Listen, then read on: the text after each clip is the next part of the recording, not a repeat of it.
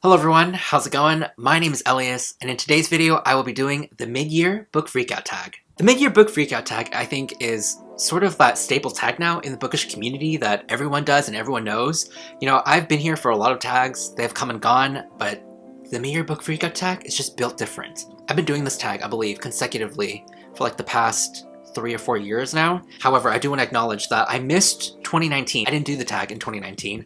I did it for 2017, 2018, 2020, my 4th year, 2021. Suffice to say, I was watching my previous video on this tag of last year, and I'm pretty much in the same predicament, the same place, reading-wise, as I was last year. I'm currently in the biggest reading slump right now. I don't know what it is during the months of May to June, but I literally have yet to finish and complete a single book. I have started quite a number of books already, a couple of chapters, a couple hundred pages in, or 20 pages, but yet, I don't know, this could be the mid-year curse that I'm currently in. But I feel like after this video, I'll get back into the groove of reading again. I also feel like I'm slowly working my way out of it already, just because I'm currently reading 2 books at the moment. And let me just share with you guys what I'm reading. First up, we have The Song of Achilles. This is our June pick for the Late Night Book Club. I'm really excited for this one because it's beloved by many, and Greek mythology, I fuck with, you know? A little backstory about me is, growing up, I read so many books on Greek mythology, Roman history, and all that. One of my favorite series growing up as a kid was reading the Percy Jackson series, and I think to this day, I still have yet to read a book that still encompasses or incorporates those mythologies and those histories into a book. Already, I've seen good things, and I've seen all the good discussions that we have going on in our Discord chat,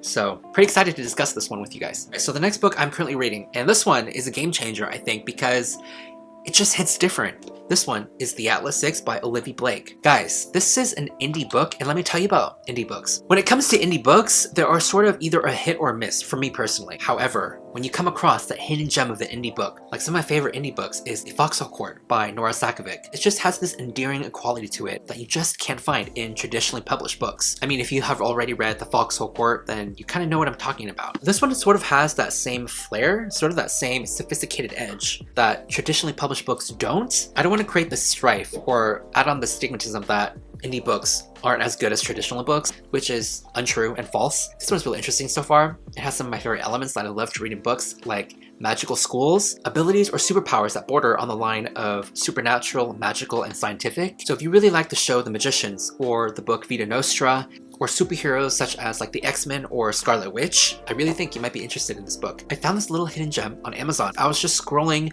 through all these books, you know, they have these book recommendations, and it just popped up, and I was intrigued by the cover, and like a couple of days later, I saw, I think on Twitter somewhere, where a mutual tweeted out that she read this and she loved it and enjoyed it. I think it was Jenna. I was really intrigued, so I picked it up, got it, and here I am. I have already high hopes that this book will get me out of my reading slump. So yeah, those are the books that I'm currently reading. Before we get further into the video and into the tag, I would like to thank today's video sponsor, Book of the Month. So Book of the Month is a super fast and popular online growing book service for readers whose mission is to promote new and emerging authors to help readers discover the books they love. One of the best things about Book of the Month is that they're risk-free, meaning if you're not interested in that particular month or vibing with that selection of books, you can skip that month and you won't be charged. On top of that, they have the best prices for newly released hardcover fiction. So you can get your first book for only $9.99 with my code, ellias. So if you're looking for a great read with a perfect price, then look no further, because this month's book selections, top tier. And let's get into them. Firstly, we have a YA Instructions for Dancing. A young girl finds love and renewed purpose on the dance floor after her parents' divorce.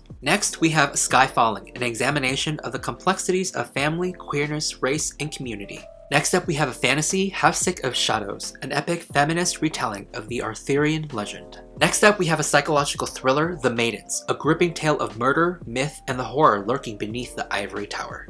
Last but not least, we have my pick for this month, Malibu Rising. This novel follows the infamous Riva siblings over the course of one life-changing night. And there you have it. This month's selection, like I said, top tier. Pretty excited to get into The Maidens and Malibu Rising. Definitely check out and use my code Elias to get your first book for only $9.99. Thank you once again to Book of the Month for sponsoring today's video.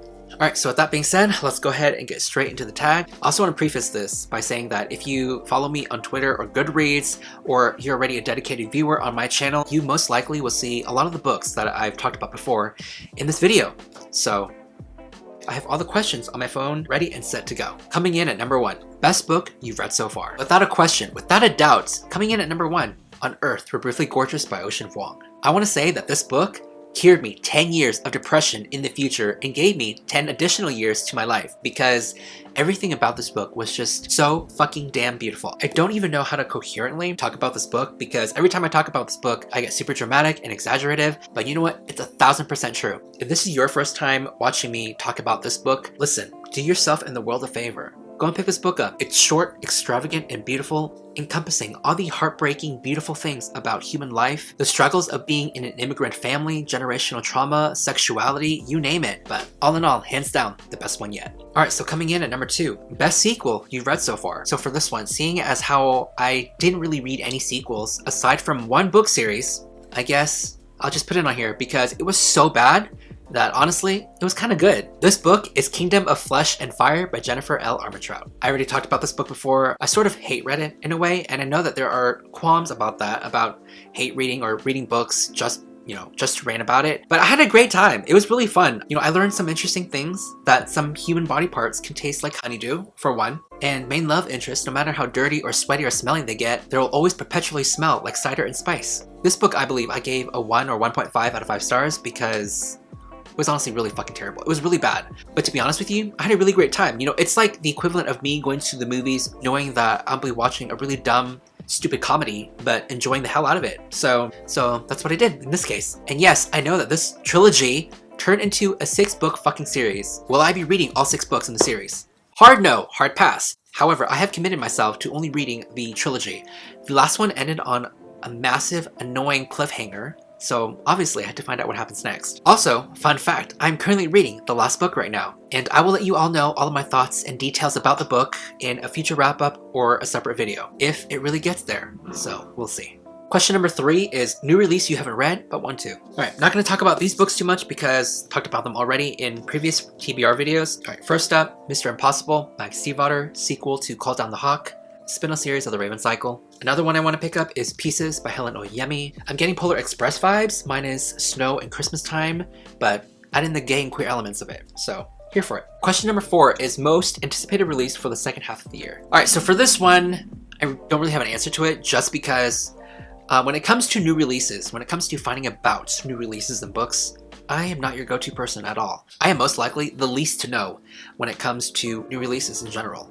So as far as I know, most of the books that I know that are coming out towards the end of the year are mostly thriller books. These only go all the way up until September. So some of them include My Heart is a Chainsaw by Stephen Graham Jones. The other one is No Gods, No Monsters by Cadwell Turnbull. So not a lot's going on for me when it comes to new releases. Alright, so question number 5, biggest disappointment. So I have a couple picks for this question, first up being The Power by Naomi Alderman. This was one of the picks for the Late Night Book Club, and honestly, I sort of had expectations of where it was going and where it was leading up to.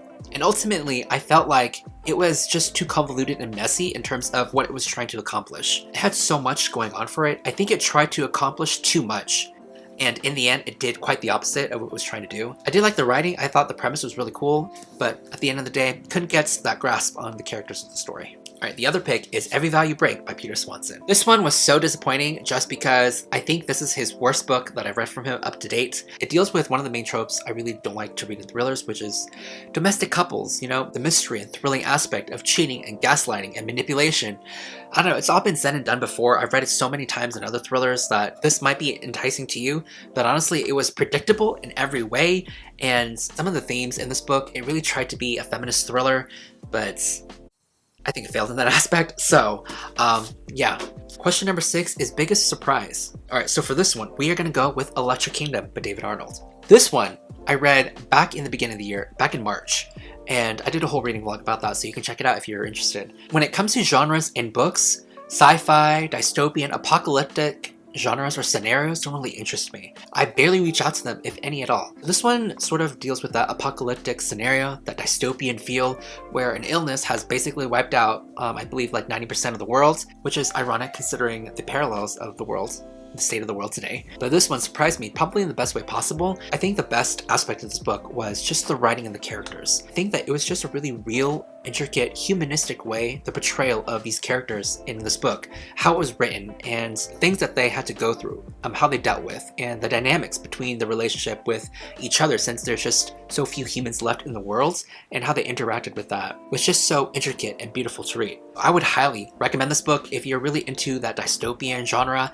but you want that extra layer, that extra element of complexity and empathy. I feel like this book in of itself is super empathetic. It might be a strange and weird way of putting it, but ultimately this book in of itself is really strange and really weird. So, alright, next up, number 7, favorite new author, debut or new to you? Alright, so I also have a couple books for this one. First up being Shadow of the Wind. So I read this also for the Late Night Book Club, and I think I was the only one who really loved it. In the end, I gave this book a 4.5 out of 5. I think while I had a lot of issues with this book, just mainly regarding some anti-Semitic things that were said, some transphobic and homophobic remarks, I think that this book was just ultimately well written. It was just so well written to the point where I was like, I see no faults with this book. So well crafted in terms of storytelling that I was like, damn. Wow, I think that in the end I was just speechless. I was just wowed. If you're the type of person who really cares about a lot of things happening in the story, a lot of action, a lot of things moving forward, I feel like this might not be the book for you. This book relies heavily on character portrayals and the depictions, their dynamics with each other. And the atmosphere in this book, oh my god, I fuck with it. I vibe with it. It was so good. So yeah, I think that's pretty much all I have to say about this book. I know that he has written books in the series as well. You can also read them out of order and in any order. So really excited to check those out. Alright, so the other pick is Real Life by Brandon Taylor. This film was nominated for the 2020 Booker Prize, and it didn't win. I was really interested in this one because it's about a young black man studying his doctorate degree in a predominantly white setting at a Midwestern university. That setting in and of itself was really relatable to me in a sense because I went to school in Kansas in the middle of fucking nowhere in Atchison at Benedictine College. On a surface level scale, I did have a good time there. People were nice, the food not so much. Oh my god. Cafeteria food was the absolute worst. I guess I can relate in a sense where I feel like I was either 50% faking it or 50% overdoing things, just so that I could fit in or have people like me, you know, or conforming to certain stereotypes. So yeah, some parallel things with this book I could relate with, and the writing in this book was just so good. There was just this really human quality to it, this really real approach that I really liked about reading this book. So I'm pretty interested in checking out other books by Brandon Taylor. Alright, so question number 8, newest fictional crush. Gotta skip this question because literally and figuratively in my life, in books, in wherever, fantasy, in my dreams, I'm still single. So there you have it. Number 9 is newest favorite character. Alright, so I don't have a strong feeling or reaction to this question because I feel like on the top of my head, I don't really have like an ultimate favorite character, but let's just go with a character I really enjoyed reading about. That would be Jordan Baker in The Chosen and the Beautiful by YOOO. This one is actually a really new release, just came out, I believe like a week ago. But simply put, this is essentially a retelling of The Great Gatsby. But this is told from a different viewpoint, a different perspective of one of the characters in The Great Gatsby, of Jordan. And the author sort of changed the perspective and genderbed the character in the story to that perspective. I'm not going to say too much about this since I did a whole reading vlog on this book as well. This was one of my most anticipated reads of the year, and to mildly put it, I enjoyed it. I liked this book. I really enjoyed reading about Jordan's character. She was probably hands down the best aspect of this book for me. But other than that, there you have it. Alright, number 10 is Book That Made You Cry. Gonna skip this one as well because as of late of 2021, of all the books that I have read, I have yet to shed a single tear. Moving on to 11 is a book that made you happy. Alright, so for this one, I am going with Spinning Silver by Naomi Novik. When it comes to reading books that have the same similar atmosphere or vibes as fairy tales, they just hit different for me. Growing up as a kid, as a child, fairy tales were one of the most prominent and stable things I read in books. But even though contrasting the atmosphere in this book was really bleak and really cold, I had a fun, cozy, warm time reading this book. Number 12 is most beautiful book you bought so far this year or received. Alright, so for this one, I'm going to show you guys two different, I guess, stylistic choices that I like in books. First up being The Invisible Life of Addie LaRue by V.E. Schwab.